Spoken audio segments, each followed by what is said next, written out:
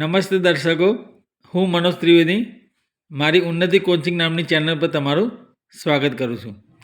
આજના આ વિડીયોમાં હું તમને સ્ટાન્ડર્ડ 9, 10th, 11, 12th ધોરણ 9થી 12માં પૂછાતા ડુ એ ડાયરેક્ટેડ ઇંગ્લિશ પેપરમાં જે ડુ એ ડાયરેક્ટેડ જેની અંદર active passive, change the voice જેને કહેવાય, અથવા ચેન્જ ધ જેન્ડર, પુલ્લિંગ અથવા સ્ત્રીલિંગ બતાવતા શબ્દોમાં ચેન્જ કરવું, અથવા change into simple present tense અથવા સિમ્પલ પાસ્ટ ટેન્સ, સાદો વર્તમાન કે સાદો ભૂતકાળ, તેમજ સિમ્પલ ફ્યુચર ટેન્સ સાદા ભવિષ્યકાળમાં વપરાય છે. ઇન શોર્ટ 4 માર્કનું આ ડુ એ ડાયરેક્ટેડ પૂછાય છે, જેની અંદર કોઈ ઓપ્શન આવતો નથી.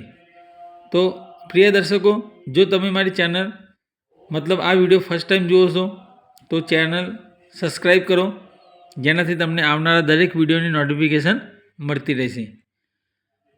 તો અહીંયા મેં 2 પેરેગ્રાફ લીધેલા છે, જે તમે જોઈ શકો છો 7 અને 8.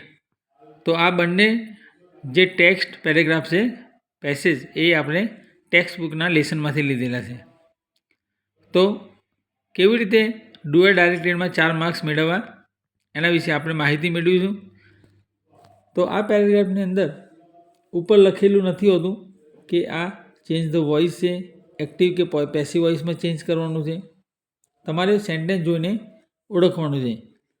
4 સેન્ટેન્સ આપેલા હોય છે અને ચારેયમાંથી એક સેન્ટેન્સનો આન્સર નીચે લખેલો હોય છે, જેમાં લખેલું હોય છે બિગિન લાઇક ધીસ, આ રીતે શરૂ કરો, અથવા સ્ટાર્ટ ધીસ વે. ટૂંકમાં સેન્ટેન્સ જોઈને આપણને ખ્યાલ આવવો જોઈએ કે આની અંદર ચેન્જ ધ વોઇસ એટલે એક્ટિવ કે પેસિવમાં ચેન્જ કરવાનું છે, અથવા ચેન્જ ધ જેન્ડર મેસ્ક્યુલાઇન નર જાતિ કે ફેમિનાઇન નારી જાતિમાં ચેન્જ કરવાનું છે. ઘણીવાર સેન્ટેન્સ આપેલું હોય તો સિંગ્યુલર અને પ્લુરલ એક વચનમાંથી બહુવચન, અથવા પ્લુરલ ટુ સિંગ્યુલર બહુવચનમાંથી એક વચનમાં ચેન્જ કરવાનું પૂછાય છે.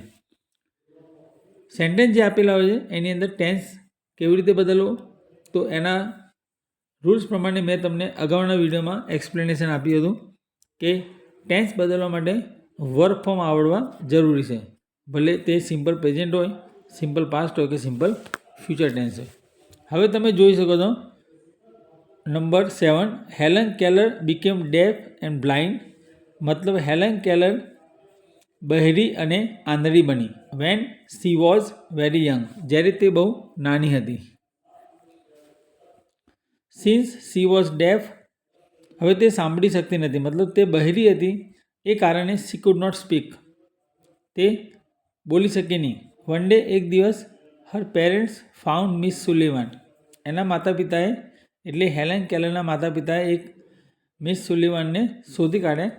એ ટીચર હતા, એ teacher for the deaf and blind, બહેરા અને આંધળા વિદ્યાર્થીઓ માટેના શિક્ષક હતા.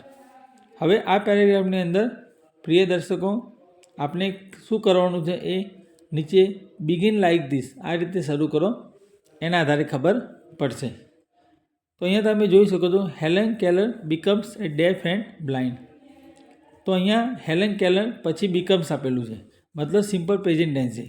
તમે જોઈ શકો છો ક્વેશ્ચનની અંદર હેલન કેલર બીકેમ, બીકેમ એ સેકન્ડ ફોર્મ છે બીકમનું, બીકેમ મતલબ એ સિમ્પલ પાસ્ટ ટેન્સ છે, અને અહીંયા બીકમ્સ કર્યું એટલે સિમ્પલ પ્રેઝન્ટ ટેન્સ બનશે. તો મતલબ બાકીના 3 સેન્ટેન્સ પણ તમારે સિમ્પલ પ્રેઝન્ટ ટેન્સમાં ચેન્જ કરવા.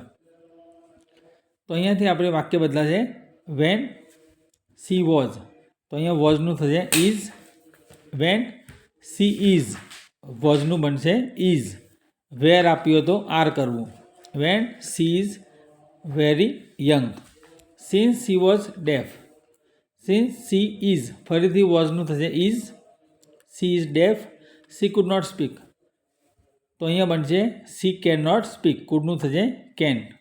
વન ડે, એક દિવસ, her parents found Miss Sullivan, અહીંયા તમે જોઈ શકો છો ફાઉન્ડ શોધી કાઢે, તો ફાઉન્ડ એ ફાઇન્ડનું ભૂતકાળ છે. હવે પેરેન્ટ્સ એટલે દે છે, તો તમને ખ્યાલ આવવો જોઈએ દોસ્તો, મેં તમને અગાઉના વિડીયોમાં એક્સપ્લેન કર્યું હતું કે સિમ્પલ પ્રેઝન્ટ ટેન્સમાં જો સબ્જેક્ટ આઈ, વી, યુ, દે હોય તો એની સાથે વર્બ 1 વાપરવું, ક્રિયાપદનું મૂળ રૂપ વાપરવું. મતલબ પેરેન્ટ્સ કોણ છે, દે, તો દે સાથે મૂળ રૂપ એટલે ફાઇન્ડ આવશે. One day her parents find miss Suleman A teacher for the deaf and blind. તો આ રીતે સિમ્પલ પ્રેઝન્ટ ટેન્સમાં આન્સર બનશે, જે પહેલાં સેન્ટેન્સ ઉપરથી આપણને આઈડિયા આવે છે.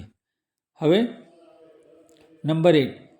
આ વિડીયોમાં હું તમને 2 પેરેગ્રાફ સમજાવીશ. આમ તો ઘણા બધા પેરેગ્રાફ છે, તો દરેક વિડીયોમાં આપણે 2 થી 3 પેરેગ્રાફ લઈશું. જો તમે આ વિડીયોથી સેટિસ્ફેક્શન હો, બીજું when you are satisfied just share this video to your friends, જેનાથી તમને દરેક વિડીયોની ઇન્ફોર્મેશન મળતી રહેશે. હવે નંબર 8માં તમે જોઈ શકો છો, the house sparrow is a small bird. House sparrow એ આપણે એક લેસન છે અવર ફેધર્ડ ફ્રેન્ડ્સ, એટલે આપણા પીંછાવાળા પક્ષીઓ, એમાંથી આ પેરેગ્રાફ લીધેલો છે. ઘરની ચકલી મતલબ house sparrow is a small bird, એ નાનું પક્ષી છે. It is a very friendly bird, તે એક ફ્રેન્ડલી બર્ડ છે, એક મૈત્રી જેવું પક્ષી છે. It makes the atmosphere alive, તે વાતાવરણને જીવંત રાખે છે, એકદમ જીવતું બનાવે છે. It makes the atmosphere alive, વાતાવરણને જીવંત રાખે છે. બાય ઇટ્સ કોન્સ્ટન્ટ ચીર્પિંગ, તેના લગાતાર ચીર્પિંગ એટલે ચીચી દ્વારા, મતલબ હાઉસ સ્પેરો ચીચી અવાજ કરીને, સતત ચીચી કરીને આખા વાતાવરણને જીવંત રાખે છે. હવે તમે જોઈ શકો છો પ્રિય દર્શકો, અહીંયા ઇઝ આપ્યું છે ક્વેશ્ચનમાં, તો આન્સરમાં બિગિન લાઇક ધીસ, આ રીતે શરૂ કરો. The house sparrows are small birds. તમે જોઈ શકો છો સ્પેરોનું કર્યું છે સ્પેરોઝ અને ઇઝનું થયું છે આર, મતલબ તમને આઈડિયા આવી ગયો છે કે સિંગ્યુલરમાંથી પ્લુરલ બનાવવામાં આવ્યું છે. તો ક્વેશ્ચન જે છે સિમ્પલ પ્રેઝન્ટ મતલબ સિંગ્યુલર છે, એક વચન, અને આન્સરમાં ઇઝનું આર કર્યું છે મતલબ પ્લુરલ, એટલે બહુવચન બનશે. તો દોસ્તો તમારે યાદ રાખવું, પહેલાં સેન્ટેન્સ ઉપરથી બાકીના જેટલા 3 સેન્ટેન્સ કે 4 સેન્ટેન્સ આપેલા હોય એ પણ પહેલાં સેન્ટેન્સની જેમ આન્સર બદલવા. તો અહીંયા બર્ડનું થશે બર્ડ્સ. જ્યારે પ્લુરલ બહુવચન બનાવો ત્યારે એ અને એન કાઢી નાખવા, ધ મૂકી શકો અથવા ચાલે. હવે it is a very friendly bird. તો મેં તમને સ્ટાર્ટિંગમાં સમજાવ્યું હતું કે હી સી ઇટનું બહુવચન દે થાય, તો ઇટનું થશે દે, ઇઝનું થશે આર, અને બહુવચનમાં એ અને એન નીકળી જશે, એટલે આન્સર બનશે they are very friendly birds. બર્ડનું બહુવચન બનશે birds. It makes the atmosphere alive, ફરીથી ઇટનું થશે દે, અને દે સાથે ક્રિયાપદ મૂળરૂપ આવશે એટલે થશે મેક. તો આન્સર બનશે આનો they make the atmosphere alive by its. તો ઇટ્સનું થશે ધેર, યાદ રાખવું ઇટ્સ એનું બનશે ધેર, THEIR, THEIR. ફરીથી સ્પેલિંગ બોલું છું, હીઝ હર અને ઇટ્સ આપેલું હોય તો એનું ધેર કરવું, તો THEIR એ ધેર સ્પેલિંગ આવશે. ધેર કોન્સ્ટન્ટ ચીર્પિંગ, ફરીથી આન્સર રિપીટ કરું છું, they make the atmosphere alive by their constant chirping. So પ્રિય દર્શકો, જો તમને આ વિડીયો પસંદ આવ્યો હોય તો શેર કરવાનું ભૂલશો નહીં. ફરીથી મળીએ હવે નવા વિડીયો સાથે.